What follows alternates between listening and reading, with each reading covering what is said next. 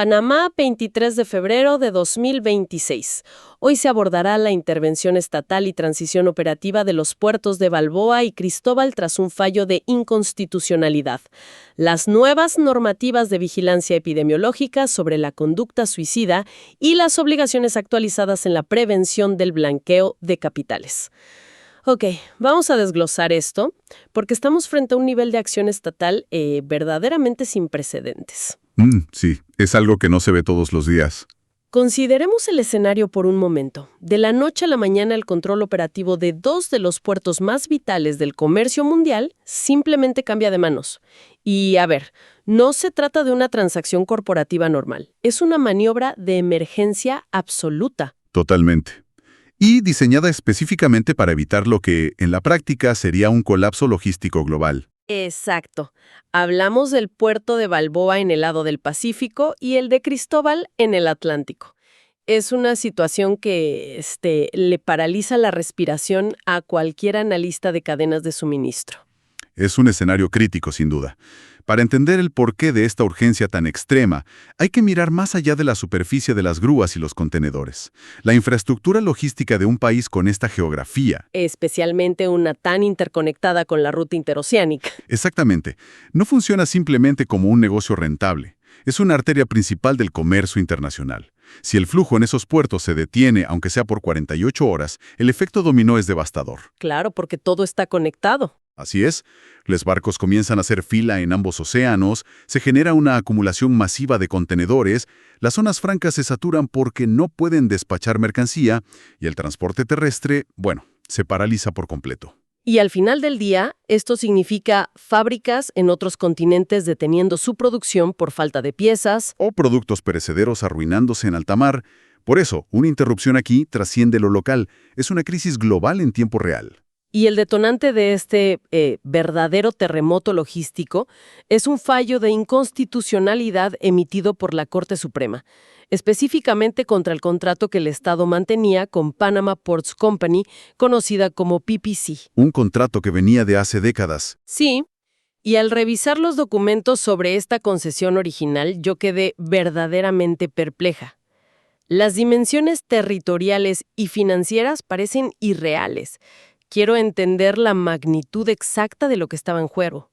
¿De qué tamaño de operación estamos hablando realmente? Bueno, las cifras son colosales.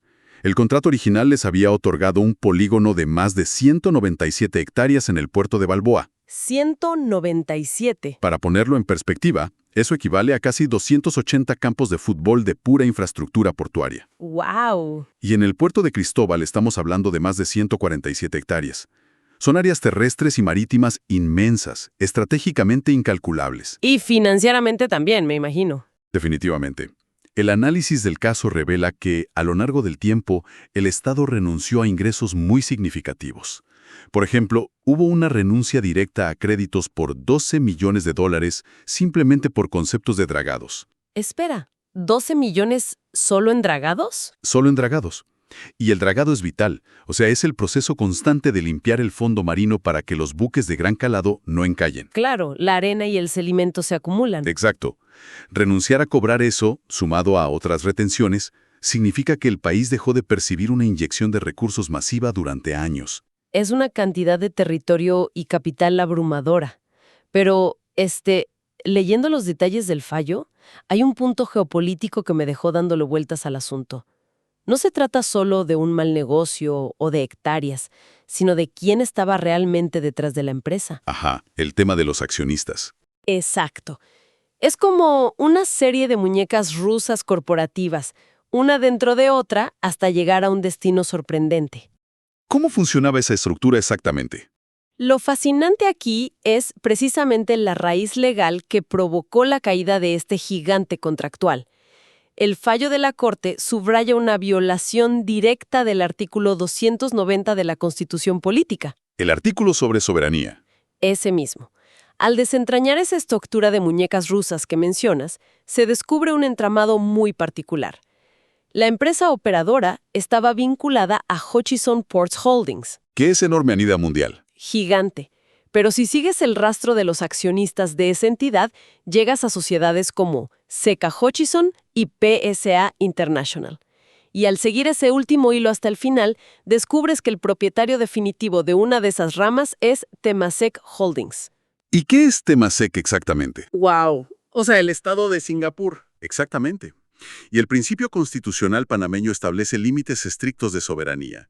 Un Estado extranjero no puede ser en la práctica el beneficiario final o controlador de ciertas concesiones territoriales e infraestructuras críticas nacionales. Entonces, para resumir la profunda ironía de todo esto, el Estado panameño tuvo que ejecutar una intervención de emergencia monumental, precisamente porque descubrieron que a través de una red de corporaciones le habían entregado el control de sus puertos al Estado de Singapur. Es literalmente una batalla de soberanías disfrazada de contrato corporativo. Y la respuesta ante esto es lo que parece sacado de un guión de cine. Se emite el Decreto Ejecutivo número 23, que ordena una ocupación temporal por motivo de interés social urgente. Una medida drástica, pero necesaria. Literalmente la autoridad marítima entra a tomar control de todo. Y cuando digo todo, es todo. Tomaron los bienes muebles, las grúas pórtico gigantescas, los vehículos. Hasta la infraestructura tecnológica. Sí, eso es lo que más me sorprende, la toma del software. Confiscaron el cerebro digital operativo de los puertos. Esa ocupación del cerebro digital es vital. Un puerto moderno, digamos, ya no se maneja con papel y lápiz, ni con radios de 2 vías solamente. Se maneja con sistemas operativos de terminales complejísimos. Claro, el software que te dice dónde va cada caja. Exacto. Si ese software se apaga, miles de contenedores se convierten en cajas anónimas de acero. Nadie sabe qué hay dentro, a quién pertenecen, ni a qué barco van. Sería el caos absoluto. Totalmente. La intervención materializa un principio jurídico que a menudo se queda en los libros de texto, pero que aquí se ve en acción. La propiedad privada no ostenta un carácter absoluto. Cede ante el bien común. Así es. En situaciones de conflicto extremo, está subordinada a su función social. El interés particular, incluso el de un conglomerado internacional, tiene que ceder ante el interés público. El Estado actuó como garante de última instancia para asegurar que la economía nacional y el comercio marítimo mundial no colapsaran. Claro, el Estado interviene legalmente, pero operar uno de los complejos portuarios más grandes del mundo requiere un conocimiento técnico brutal. No es para cualquiera. No es algo que un funcionario público pueda aprender en un fin de semana. Aquí es donde se pone realmente interesante. ¿A quién se llama para apagar un incendio logístico de esta proporción? Se acudió a resoluciones rapidísimas mediante contratos excepcionales, específicamente los contratos A2002-26 y A2003-26, y no trajeron a cualquier operador local. Llamaron a los grandes. Llamaron a la realeza del transporte marítimo.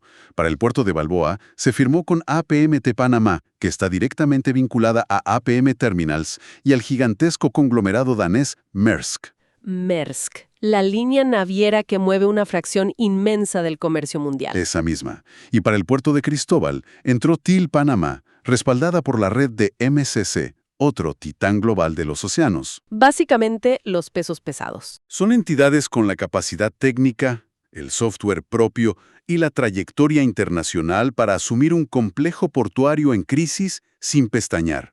Literalmente, llamaron a la caballería pesada para mantener el barco a flote. Pero al leer sobre estos contratos de emergencia, surge una duda obvia.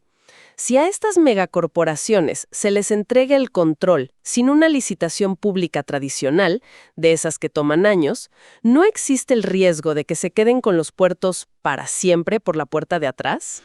Esa es una preocupación muy válida. Y es crucial subrayar la naturaleza legal de estos acuerdos para entender cómo el Estado se protegió. Esto no es un cheque en blanco a largo plazo. ¿Tienen fecha de caducidad? Sí, las cláusulas son de una estrictez quirúrgica. Tienen un carácter puramente temporal y transitorio. El único objetivo es garantizar la continuidad operativa, el mantenimiento de las grúas y la administración inmediata, mientras el Estado organiza una licitación formal en el futuro. O sea, solo están cuidando la casa temporalmente. Exactamente.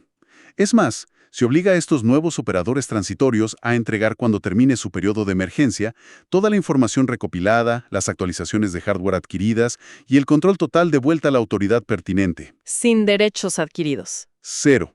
No hay promesas de renovación automática ni garantías de derechos futuros sobre las terminales. Es una medida puramente para comprar tiempo y estabilidad. Comprar tiempo mientras se reconstruye la estructura. Y hablando de reestructuraciones profundas lideradas por el Estado para proteger a la sociedad, esto nos lleva a un ámbito que parece completamente diferente, pero que guarda una similitud de fondo sorprendente. Si conectamos esto con el panorama general, observamos un patrón de acción estatal fascinante.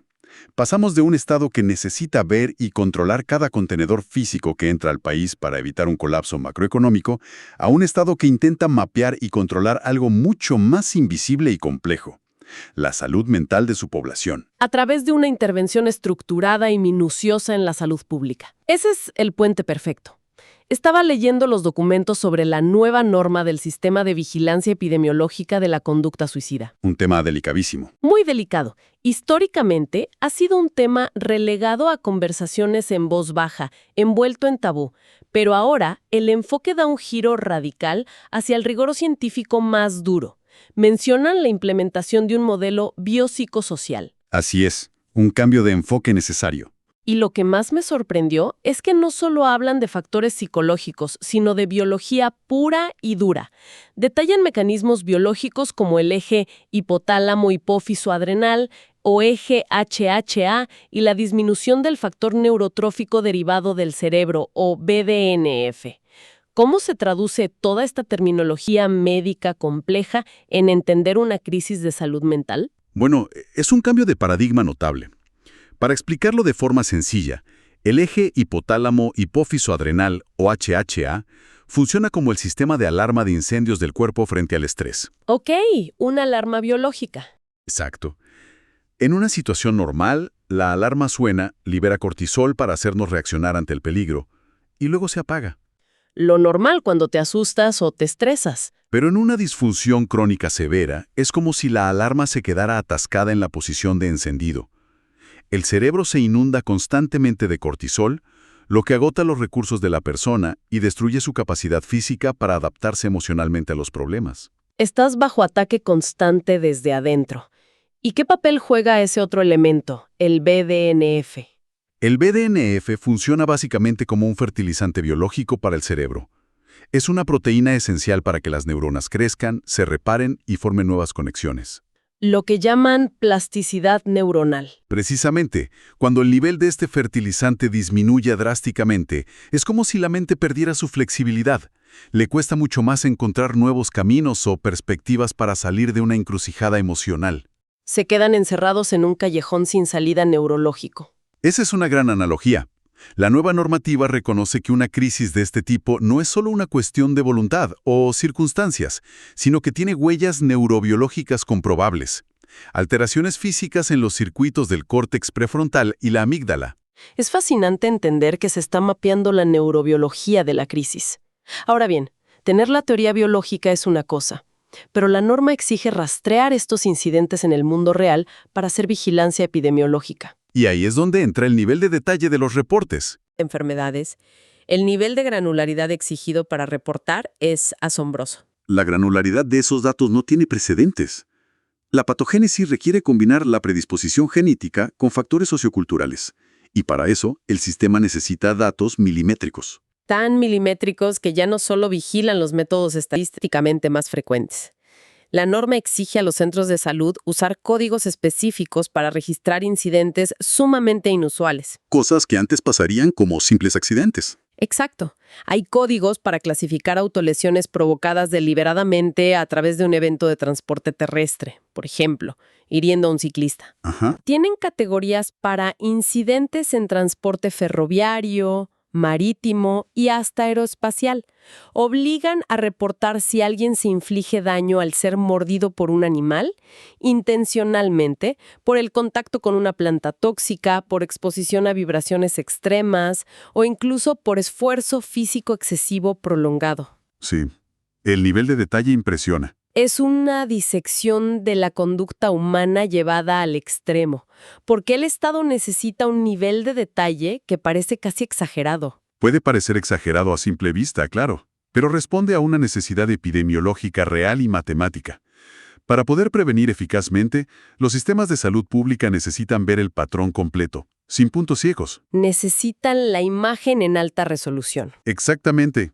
A veces lo que parece un incidente aislado o un accidente extraño con una planta o un sobreesfuerzo esconde una intención latente. Si los médicos no tienen un código exacto para reportarlo, el dato se pierde en un archivo bajo la etiqueta de otros accidentes. Y el patrón desaparece. Al forzar el uso de los códigos CIE-11 con esa precisión, el Estado construye un mapa de calor predictivo en toda la población. Pero fíjate, hay algo aún más profundo en esta normativa. La recolección de datos no se deja solo en manos de psiquiatras. Exactamente. El marco normativo no funciona en el vacío clínico. Y aquí es donde me surge una duda fuerte sobre la aplicación práctica. ¿La norma establece un rol activo para la comunidad? Un rol sumamente activo. Dicte que si un profesor en una escuela o cualquier individuo en un entorno comunitario estructurado detecta una sospecha de riesgo, hay un protocolo claro de acción. Tienen que proponer a la persona buscar ayuda clínica, facilitar esa gestión e incluso acompañarla a la instalación de salud. Así es. Pero, espera un momento. ¿Significa esto que un profesor de matemáticas o de literatura ahora tiene la responsabilidad legal de actuar como un primer filtro de contención psicológica? ¿No es una carga inmensa para alguien cuya formación no tiene nada que ver con la medicina clínica? Es una excelente observación y de hecho representa una de las mayores tensiones de este nuevo modelo. Efectivamente, se está depositando una carga sustancial sobre profesionales no clínicos. Sin embargo, la norma no les pide que diagnostiquen la disfunción del eje HPA que mencionamos antes. No les piden ser psiquiatras. Exacto. Les pide que actúen como un radar humano. El objetivo es tejer una red de contención social obligatoria. El Estado reconoce que el sistema de salud tradicional es reactivo. El paciente llega cuando la crisis ya ocurrió. Cuando ya es demasiado tarde. Al involucrar a profesores, consejeros y actores comunitarios, el sistema epidemiológico se nutre de una atención constante en la vida diaria. Si hay un rechazo a recibir ayuda por parte del individuo, el caso debe informarse a las autoridades de salud para que quede registrado en esa vigilancia epidemiológica. Es transformar la preocupación comunitaria en un protocolo sistémico. Convirtiendo a los ciudadanos en sensores tempranos para el sistema de salud del Estado. Entonces, ¿qué significa todo esto al observar el panorama completo? Es una expansión del rol protector del Estado. Vemos a un Estado tomando el control operativo del comercio marítimo para salvar la economía. Y vemos a ese mismo Estado tejiendo una red de vigilancia y salud pública profunda en las escuelas y comunidades. Esto nos lleva al tercer pilar de protección y regulación del que hablan los documentos, el blindaje del sistema financiero a través de la Superintendencia de Sujetos No Financieros. Así es. La Ley 124 de 2020 ya había sentado las bases, pero las nuevas disposiciones aprietan las tuercas regulatorias de una manera muy agresiva. Y toda esta presión recae sobre una figura central dentro de las empresas privadas, el oficial de cumplimiento. Una figura que ha cambiado radicalmente. Leyendo las obligaciones que le caen ahora a esta figura, la responsabilidad es brutal. Ya no es simplemente un empleado administrativo que llena formularios para cumplir con un trámite burocrático. Ahora se espera que sea un guardián financiero blindado contra el blanqueo de capitales y el financiamiento del terrorismo. Es la primera línea de defensa. Pero hay requisitos operativos muy específicos. Por ejemplo, la norma ahora exige categóricamente que se le otorgue autoridad, jerarquía e independencia respecto a los demás empleados de la empresa. ¿Por qué es tan crucial esta independencia jerárquica? Porque la independencia es la piedra angular de esta nueva fase regulatoria. Históricamente, en muchas organizaciones, el área de ventas o la gerencia general podían presionar al oficial de cumplimiento. Claro, el conflicto de intereses de siempre. Imagina que un cliente traía un negocio multimillonario, pero de dudosa procedencia. El departamento comercial quería cerrar el trato a toda costa. Si el oficial de cumplimiento dependía jerárquicamente del gerente de ventas, su capacidad de vetar la operación era nula. Lo silenciaban. Exacto. Las nuevas regulaciones obligan a que este profesional tenga el poder de detener transacciones y reportar directamente a la Unidad de Análisis Financiero, la UAF, sin que ningún directivo interno pueda frenarlo ni despedirlo por hacer su trabajo. Eso cambia toda la dinámica de poder dentro de las corporaciones. Además de la independencia, hay un requerimiento de capacitación que me llama mucho la atención. El de las horas mínimas. Sí. Se establece un piso mínimo obligatorio y riguroso de 80 horas anuales de capacitación para estos oficiales. 80 horas son literalmente 2 semanas de trabajo a tiempo completo dedicadas únicamente a estudiar leyes y normativas. ¿Qué pueden estar aprendiendo durante tanto tiempo cada año? Es que el blanqueo de capitales es una industria criminal dinámica y altamente sofisticada. Esas 80 horas no son para repasar conceptos básicos, son para estudiar nuevas tipologías de delitos. Los criminales siempre se actualizan. Constantemente. Los métodos para integrar dinero ilícito al sistema legal mutan todo el tiempo, desde el uso de criptomonedas complejas hasta la creación de redes de empresas fantasma transnacionales y fraudes comerciales sintéticos. Tienen que estar un paso adelante. El Estado necesita que la empresa privada actúe como un muro de contención. Y para que el muro resista, el oficial de cumplimiento tiene que estar intelectualmente al mismo nivel o superior que las organizaciones criminales que intentan vulnerar el sistema. Eso explica la exigencia académica. Pero lo más impactante a nivel de operaciones diarias es la exigencia sobre los mecanismos de detección. Tienen que elaborar procedimientos para examinar minuciosamente cualquier transacción sospechosa, recopilando datos del cliente y horas exactas. Sin importar el monto. Exacto, el texto es muy claro. Todo esto debe hacerse con absoluta independencia de la cuantía de la transacción. ¿Por qué someter a una empresa al desgaste administrativo de investigar una transacción sospechosa de, digamos, $100 con el mismo rigor que una de 100 millones? Esa frase, con independencia de su cuantía, es quizás la herramienta regulatoria más letal contra el lavado de dinero moderno. Está diseñada para combatir una técnica criminal conocida coloquialmente como pitufeo o estructuración. ¿Pitufeo? Sí. Las organizaciones ilícitas saben que las transferencias masivas encienden las alarmas de los bancos y los reguladores. Entonces lo que hacen es dividir millones de dólares en miles de transacciones minúsculas y aparentemente inofensivas. Claro, pasan por debajo del radar. Exactamente. Si la normativa solo exigiera reportar transacciones mayores a $10,000, el sistema tendría un punto ciego del tamaño de un océano. Al eliminar el umbral monetario mínimo, el Estado erradica ese punto ciego. Interesante cómo todo converge en el control del detalle. Lo que resulta verdaderamente revelador al analizar todos estos hechos y normativas en conjunto es la imagen nítida que proyectan. Estamos presenciando un mecanismo de supervivencia y regulación multidimensional, orquestado a una escala masiva. Un Estado omnipresente, en cierto modo. ¿Sí? Por un lado, tenemos a un Estado que no titubea en ejecutar una ocupación temporal de sus propios puertos logísticos para recuperar el control frente a corporaciones extranjeras y proteger la estabilidad macroeconómica global. Salvando la infraestructura física. Por otro lado, despliega un microscopio epidemiológico, biológico y social, exigiendo a la ciudadanía convertirse en nodos activos para rastrear y proteger la salud mental pública. Y simultáneamente, instala anticuerpos regulatorios dentro del sector corporativo, transformando a los empleados privados en vigilantes impenetrables de la integridad financiera. Todo al mismo tiempo. Es un esfuerzo sincronizado, casi abrumador por blindar las infraestructuras críticas en sus facetas físicas, sociales y económicas. Queda una pregunta final para reflexionar. Cuando una sociedad se enfrenta a crisis simultáneas, ya sean logísticas, de salud mental o de seguridad financiera, ¿hasta qué punto la intervención estatal profunda y la recolección masiva de datos se convierten en la nueva normalidad permanente en lugar de una simple medida de emergencia? Es un equilibrio delicado entre la protección absoluta y la libertad estructural.